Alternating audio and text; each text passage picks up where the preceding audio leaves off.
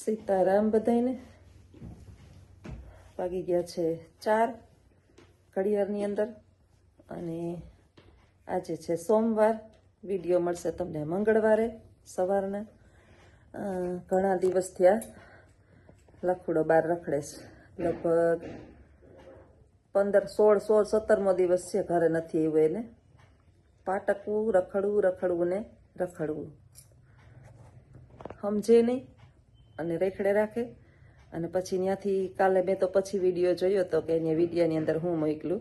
પછી નિરાતે સાંભળો કે નીંદર નથી આવતી, રાતે નીંદર નથી આવતી, દીએ નીંદર નથી આવતી.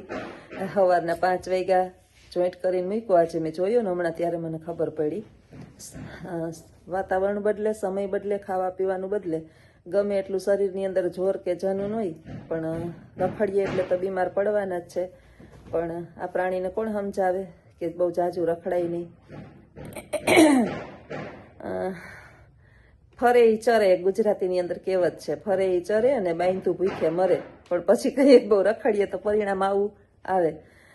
ઈ રખડીને એના કાઢીએ, એનો વ્યવસાય છે હરવા ફરવાનો, રખડવાનો. ઈ જ એનો ધંધો છે ને એમાંથી નજી કમાતો હોય.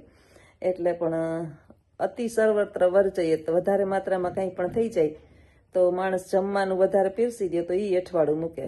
એટલે વિષય હોય, વસ્તુ હોય, પદાર્થ હોય, એની માત્રા હારી. નીંદર વ્યવહાર અતિશય હારા નહીં, આહાર હારો નહીં, પછી વ્યવહાર હારો નહીં. માપમાં બધું રહે તો માપમાં બધું સારું લાગે. પણ સમજે તો થાય. અને 15 દિવસ થયા. આજે દેખાયું 15 દિવસે મોઢું. મજબૂરી આવ્યો છે કે હવે મારે આજે કાલ આવ્યો ને, કાલ રાતે આવ્યો ને, આજ રાતે કેટલા વાગે? રાતે 2 વાગે આવ્યો એ રાતે. અને અત્યારે 4:30 જેવું વાગ્યું છે. અને આવ્યા સાહેબ.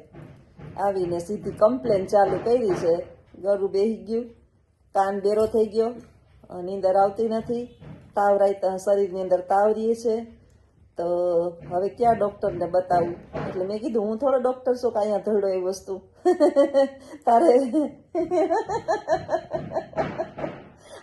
સાચી વાત ને. દવાખાને એનો ઈલાજ હોય. તું કે તો હું ભેગી આવું, તું કે મારે ગમે એ ડૉક્ટર પાસે જાઉં, ભેગી આવું. હું ડૉક્ટર તો નથી કે ઈલાજ કરી દઉં તારો. ડૉક્ટરમાં ઘણા દવાખાના છે, ડૉક્ટરના ઘણા દવાખાના છે એમ, ડૉક્ટરમાં નહીં. તો તારે દવાખાને જવાય કે અહીંયા આવે? એમ પેલા એમ મને કે હા, સાહેબ ને રખડવા જાતો એ ભેગો નથી લઈ જતો સાહેબ ને.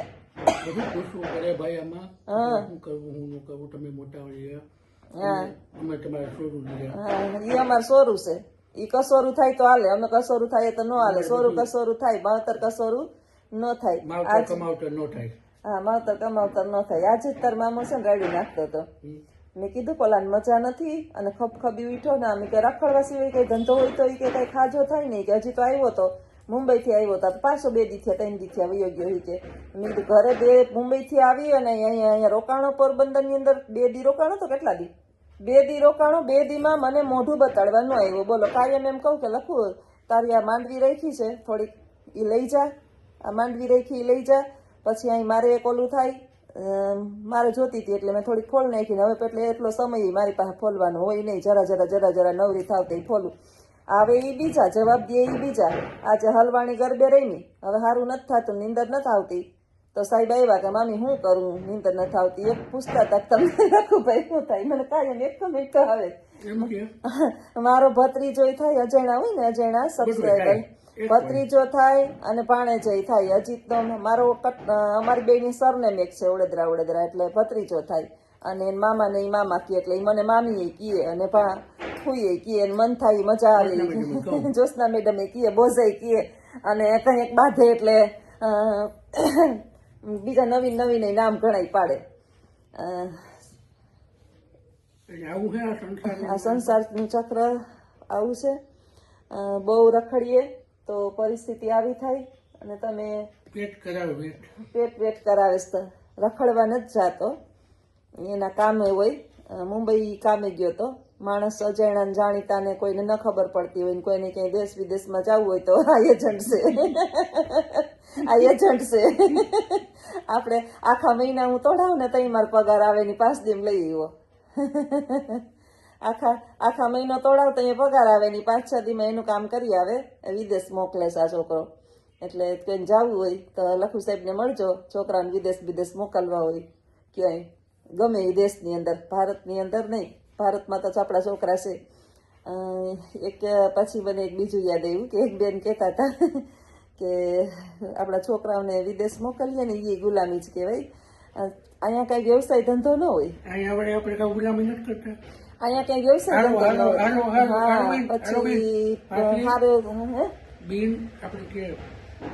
પછી એરપોર્ટ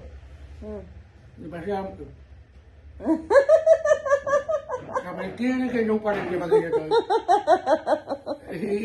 એના કરતા તો નોકરી સારી.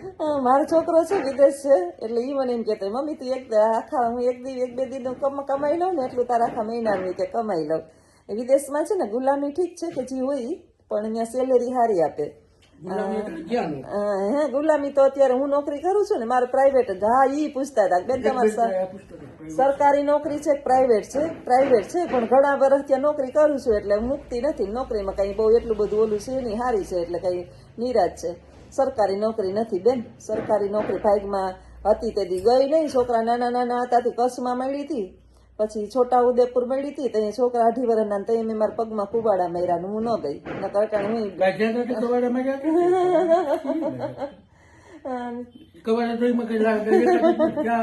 ત્યારે બુદ્ધિ ના આવેલી. છોકરા તો મોટા થઈ જાય અને એની પાકું આવશે તો ઉડી જાય, એના ભાગમાં છે તેને નોકરી મળશે. મેં છોકરાનું વિચાર્યું ત્યારે એટલે અહીં નહીં પડી રહી ના ગઈ. ટૂંકા પગાર હતા. અત્યારે તો ઘણો 1-1.5 લાખ પગાર હોત મારો. હા તો ઈ જ હોત. હા અહીં નહીં છે અટાણ કમાઈ લઈએ. ભગવાને બીજું દઈ દીધું. છોકરાને વિચાર્યું તો છોકરા લઈને ચડી ગયા. અને વિદેશ મોકલવાનું તો કઈ કારણ ન હોય પણ ત્યાં રૂપિયો મોટો છે અને થોડુંક ફ્રીડમ છોકરાઓને ફ્રીડમ મળે. અહીંયાની જે વિચારસરણી છે, અહીંયા હું લખું વિડીયો ઉતારીએ તો માણસની નજરમાં કીડા પડે, મકોડા પડે, પછી ચટણી જીવડા પડે, પછી માણસ ઊંધું હવરું વિચારે કે હું સંબંધ હશે આ તે. ભાઈ તમારા સંબંધને બહુ એટલું બધું જાણવાની શું જરૂર છે?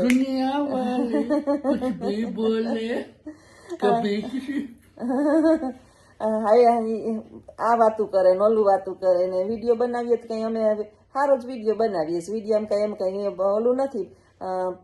દુનિયાની અંદર માણસ અત્યારે આ પિક્ચરોની અંદર હિરોઈન પિક્ચર ઉતારે છે તો કઈ બે માણસ ન હોય, ફૂઈ પત્રીજો હોય, મામા. 5 જણા કહેતા હતા. શું કહેતા હતા? દોસ્તારું અહીંયા હું ચા પીતો હતો ને મને કે મમ્મી તમારે ઉતારવું વિડીયો છે સારા ઘરના માણો. હા તો બધા ઉતારે જ છે. હા બરાબર. મને કે આપણે કે ટ્રેન કરીએ કે આપણે ઝઘડો કરીએ પછી કે આમ બોલતા નથી તમે આમ છે સમાધાન કરવું નામ છે હાલે. હા ફૂલ હાલે.